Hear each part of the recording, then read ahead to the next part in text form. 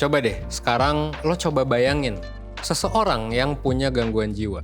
Nah, kira-kira bayangan kayak gimana sih yang pertama kali muncul di pikiran lo?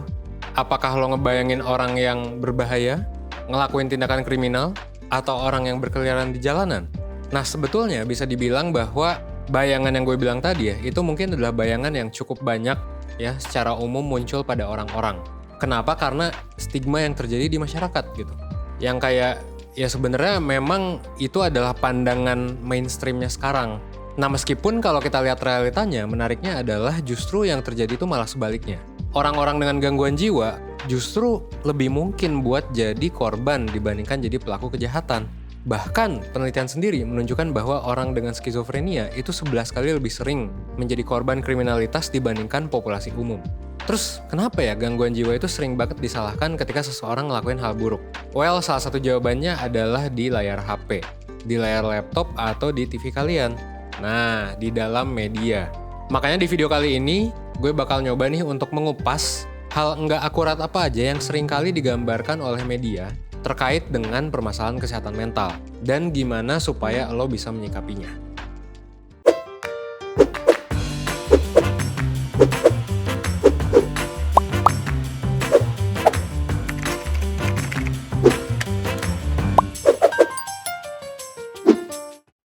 Nah, masalah kesehatan mental ini adalah masalah semua orang. Sangat mungkin banget buat kita atau orang di sekitar kita itu punya masalah kesehatan mental. Jadi nggak heran kalau masalah kesehatan mental itu lagi rame-ramenya untuk dibahas. Entah itu di media massa, media sosial, atau bahkan media hiburan gitu. Kayak film misalnya. Nah, pembahasan-pembahasan kayak gini itu bisa dibilang bagus. Kenapa? Karena artinya orang mulai aware, orang mulai peduli sama masalah ini. Meskipun yang jadi pertanyaan adalah, apakah pembahasannya udah akurat atau belum? Nah, beberapa film sebenarnya berhasil ngegambarin masalah kesehatan mental dengan akurat. Misalnya, film A Beautiful Mind yang nyeritain tentang kehidupan si John Nash, seorang ahli matematika pemenang Nobel Prize yang hidup dengan skizofrenia. Nah, film ini mendapatkan banyak pujian dari ahli kesehatan mental. Kenapa? Karena penggambarannya cukup realistis. Nah, tapi memang nggak semua film yang ngebahas tentang kesehatan mental itu ngedapetin pujian yang sama dari para ahli kesehatan mental. Sebuah penelitian yang menganalisis 41 film tentang skizofrenia itu menemukan bahwa hampir semua film menggambarkan orang dengan skizofrenia itu ngelakuin tindak kekerasan. Sekitar 1/3-nya bahkan melakukan pembunuhan dan 1/4-nya ngelakuin yang namanya percobaan bunuh diri. Padahal ya udah gue jelasin ya di awal, orang dengan skizofrenia itu 11 kali lebih sering menjadi korban kriminalitas dibandingkan populasi umum. Selain itu, film-film tentang skizofrenia ini juga sering banget nyeritain skizofrenia itu muncul akibat kejadian traumatis. Padahal memang sebenarnya kompleks banget kalau kita lihat dari riset-riset gitu. Dan kalau kita melibatkan faktor lain kayak misalnya faktor genetik dan sosial yang sebenarnya berperan juga. Beberapa film bahkan nyeritain skizofrenia ini bisa disembuhin pakai cinta dan empati dari orang sekitar. Realitanya padahal treatment atau penanganan yang dilakukan itu cukup kompleks gitu. Nah, penggambaran yang memang bisa dibilang kurang akurat ini nggak cuma terjadi pada gangguan skizofrenia aja. Kebanyakan film yang menyinggung soal masalah kesehatan mental itu biasanya melibatkan kekerasan. Contoh mudah yang populer adalah misalnya film tentang Joker ya dan Harley Quinn, atau film-film tentang dissociative identity disorder gitu. Kayak di film Split dan Psycho itu biasanya memang ngegambarin soal kekerasan. Ada juga salah satu film yang menuai kontroversi karena penggambarannya yang kurang realistis. Contohnya misal 13 Reasons Why. Nah, 13 Reasons Why ini nyeritain tentang kejadian bunuh diri seorang remaja perempuan yang bikin 13 rekaman buat orang-orang yang dia anggap sebagai penyebab dia ngelakuin bunuh diri. Nah, yang jadi masalah utamanya tentang serial ini adalah penjelasan tentang kesehatan mental sebelum kejadian bunuh dirinya ini terjadi nggak dibahas sama sekali. Penggambaran ini jadinya dikritik kurang sesuai karena kejadian bunuh diri di dunia nyata sebenarnya umumnya tuh dilakukan oleh orang-orang yang memiliki masalah kesehatan mental. Sebenarnya kalau kita lihat dari data, 50% kejadian bunuh diri itu terjadi pada orang-orang yang punya gangguan mood. Selain itu, cerita utama serial ini juga bisa dibilang kurang realistis, kalau kata orang sih gitu. Jangankan ngebuat 13 rekaman, realitanya memang biasanya tuh hanya 15-40% kejadian bunuh diri yang dilakukan dengan meninggalkan pesan. Jadi biasanya nggak pakai pesan sama sekali. Belum lagi, serial ini tuh banyak nayangin kejadian bunuh diri, pemerkosaan, dan bullying secara eksplisit. Meskipun ya sah-sah aja ya sebenarnya. Tapi lagi-lagi kalau kata orang sih di kritiknya ini sama sekali tidak memberikan penjelasan tentang bantuan profesional. Contohnya misal psikolog, psikiater buat masalah kesehatan mental. Kontroversinya juga nggak berhenti sampai sana, karena ada sebuah penelitian di salah satu jurnal bereputasi tinggi yang menemukan hubungan antara perilisan film 13 Reasons Why dengan meningkatnya angka bunuh diri di Amerika Serikat. Gitu, jadi katanya sih ini punya dampak negatif buat orang-orang. Dan selain terjadi di film juga memang terkadang pemberitaan tentang bunuh diri yang diberitakan di media massa juga mengandung ketidakakuratan. Contohnya kalau kata panduan pemberitaan bunuh diri yang diterbitkan oleh WHO, terdapat banyak kesalahpahaman mengenai bunuh diri yang umum terjadi di media.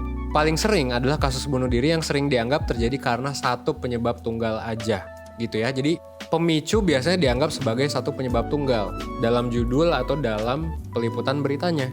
Mungkin lo sendiri pernah baca ya, kayak misalnya ada mahasiswa yang bunuh diri karena capek skripsi, karena diputusin, dan lain sebagainya gitu. Biasanya memang mungkin ada aja pemicu, tapi kayak kalau misalnya kita bilang bahwa penyebabnya itu karena satu penyebab aja yang tunggal, nah bisa jadi memang kurang tepat gitu.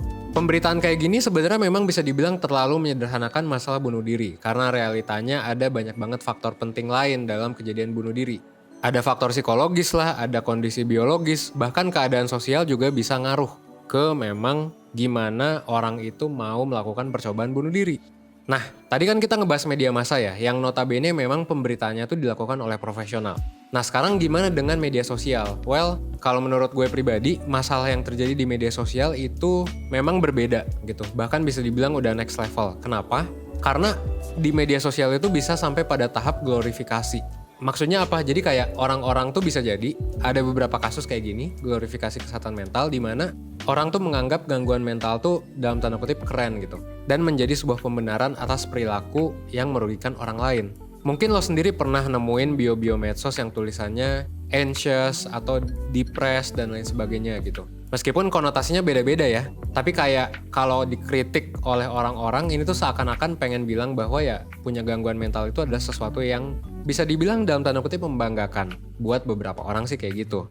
Atau mungkin lo inget nggak tren 2019 dulu ketika orang-orang pada upload foto Joker dan Harley Quinn yang lengkap dengan caption orang jahat adalah orang baik yang disakiti.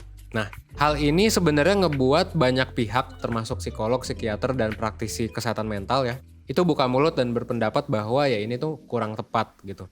Sebenarnya masih banyak banget hal yang bisa kita bahas dari masalah soal penggambaran kesehatan mental yang kurang akurat. Mungkin bisa jadi 1 jam video sendiri juga. Tapi sebenarnya apa sih yang bisa kita pelajari dari masalah ini? Well, nggak berarti media itu 100% salah gitu ya. Karena ya memang awareness-nya lagi naik, tapi mungkin soal etika dan lain sebagainya memang belum terlalu populer gitu, entah itu di media atau di media sosial gitu ya. Pembahasan mengenai kesehatan mental di media ini justru ngebantu banget kalau menurut gue buat ningkatin kesadaran masyarakat soal kesehatan mental, bahwa kesehatan mental itu penting untuk diliput gitu. Kita bisa lihat kondisi realitas saat ini. Ketika masalah kesehatan mental bisa dibahas di berbagai macam platform dan masyarakat perlahan-lahan mulai memahami pentingnya kesehatan mental, bahkan di kehidupan sehari-hari sekalipun. Tapi kita memang perlu banget buat hati-hati dalam mengonsumsi informasi tentang kesehatan mental di media. Karena informasi yang gak akurat ini punya beberapa dampak buruk. Kayak misalnya memperkuat stigma di masyarakat gitu ya, bahwa orang dengan gangguan mental misalnya berbahaya gitu. Atau bikin kita jadi menganggap bahwa bantuan profesional itu kurang penting, kayak misalnya psikolog atau psikiater gitu, karena jarang banget dibahas di media. Padahal keduanya adalah garda terdepan untuk kesehatan mental yang mampu memberikan treatment profesional yang efektif. Termasuk kita juga sebagai pengguna dan pengonsumsi media sosial. Kita adalah garda terdepan juga buat orang-orang terkait dengan informasi kesehatan mental gitu. Bahaya lainnya adalah contohnya misal glorifikasi tadi. Itu bisa ngebuat masalah kesehatan mental jadi hal yang remeh karena ya dianggap ya udah caper aja gitu, orang tuh nggak penting dan hanya sekedar label yang dalam tanda kutip keren atau jadi excuse gitu buat orang. Padahal sebenarnya orang dengan gangguan mental yang beneran itu benar-benar kesulitan buat ngejalanin kesehariannya gitu. Memang debatable banget ya, cuman ya ini adalah beberapa dampak yang kita bisa rasain nanti gitu. Ada potensi-potensi yang bisa kita rasain. Nah, selain lo perlu kritis sebagai konsumen media, lo juga bisa untuk menangani masalah ini dengan aktif mengedukasi diri. Contohnya gimana? Ya persis kayak yang lo lakuin sekarang. Lo bisa aktif juga untuk cari informasi tentang kesehatan mental dari sumber-sumber yang terpercaya.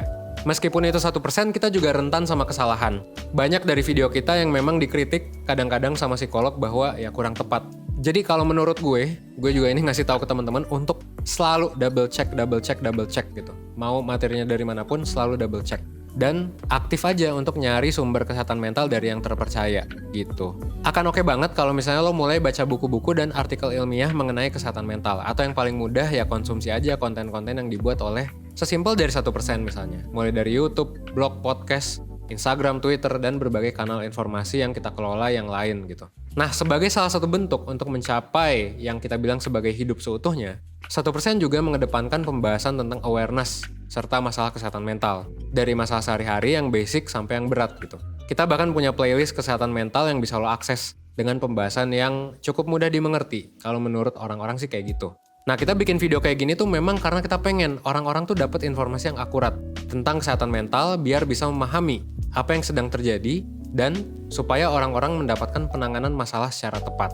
Selain konten-konten edukatif, 1% juga menyediakan berbagai macam layanan yang bisa lo akses di website kita. Mulai dari webinar, kelas online, tes online gratis, konsultasi bareng mentor, atau konseling bareng psikolog. Semuanya bisa lo akses di 1%.net. Nah, buat lo yang memang ngerasa punya masalah yang udah terlalu berat untuk lo tangani sendirian, atau sudah pada tahap misalnya menyusahkan diri sendiri maupun orang lain, gue sih sangat menyarankan lo untuk ikut layanan konseling sama psikolog 1%. Nah, ini adalah layanan yang cocok buat lo yang ngerasa kayak tadi ya, ngerasa terganggu dan lain sebagainya untuk konsultasi ke pihak yang profesional. Psikolog 1% sendiri berasal dari univ-univ ternama dan udah dapat banyak bekal terkait dengan ilmu psikologi supaya ngebantu lo untuk menghadapi masalah kesehatan mental. Proses konselingnya juga bakal dibantu sama pengerjaan psikotes, interpretasinya juga ya, yang berdasarkan temuan ilmiah. Dan psikolog 1% juga bakal ngebantu lo buat menghadapi masalah dengan tepat. Kalau dibutuhkan, psikolog 1% juga bakal menggunakan berbagai macam teknik terapi untuk masalah kesehatan mental yang lo alami. Di akhir sesi, biasanya juga orang-orang yang ikut konseling itu dapat worksheet alias lembar kerja yang didesain khusus oleh 1% untuk mengatasi masalah yang lo hadapin. Kalau lo tertarik untuk tahu lebih lanjut ya silahkan langsung aja klik link yang udah gua taruh di description box atau klik 1%.net dan lo juga bisa follow Instagram kita di @konsultasi.1% buat informasi lebih lanjut dan juga diskon-diskon dan promo-promo ya yang bisa lo dapetin. Nah, akhir kata gue mau nanya nih ke lo. Menurut lo, gimana nih pendapat lo tentang ketidakakuratan informasi tentang masalah mental health yang ada di luar, terutama media ya? Nah, tulis pendapat lo di kolom komen, karena gue excited, gue pengen tahu dari sudut pandang lo kayak gimana. Kayak gitu ya. Oke, sekian dari gue mungkin. Gue Evan dari 1%. As always, gue tunggu lo di layanan konseling bareng psikolog, kalau misalnya memang lo ngerasa butuh untuk curhat sama profesional. Oke? Thanks.